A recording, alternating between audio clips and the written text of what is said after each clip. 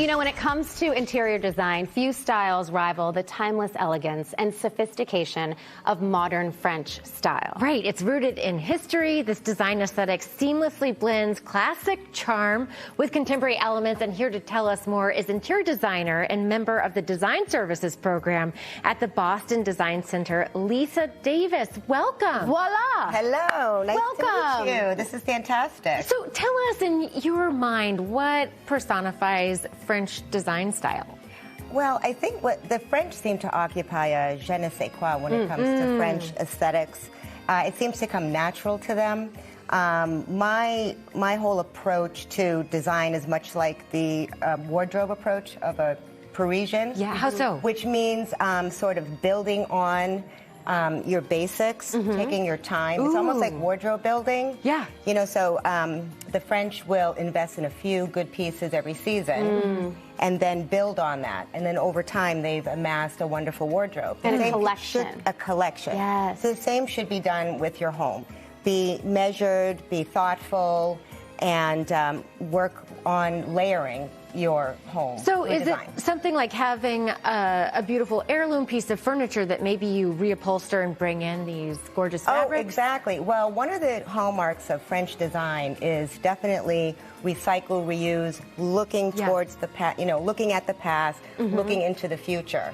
So one of the best, easiest ways to sort of elevate your design is to reupholster a chair with a fabulous fabric. Let's talk about some of these styles you brought. Animal print. Animal prints are a staple in design. They are a classic. They can be used in many different ways.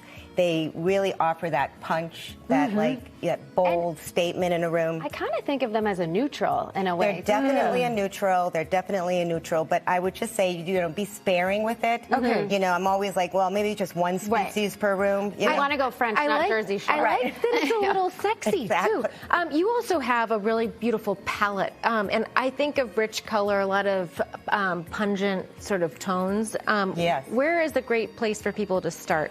Well, a great place to start, and it's just to be bold with color, but a lot of times people are apprehensive to sort of go all in and bold with their home. So I would love to suggest to people to pick a powder room. Yeah. Pick a tiny little room, maybe add an amazing wall covering. Okay. Like this is from Farrow & Ball. It's a new collection from them. Pick out the colors within the wallpaper. Maybe paint your ceiling the green. All your trim could be painted in black.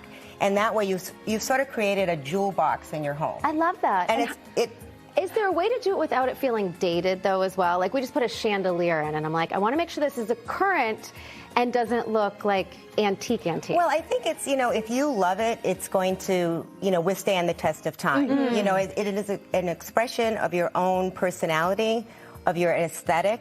So I always try to, you know, encourage people to go boldly and be authentic in their design. Love that. And when in doubt, take note from Iris Apfel. Oh, well, yes. Iris Apfel, who we lost recently, sadly, she was a pioneer in bringing the French aesthetic to the United States. Yeah, she and her husband Carl started Old World Weavers, one of the oldest, by finding archived fabrics throughout their travels through France, bringing them to the United States in the 1950s and 60s.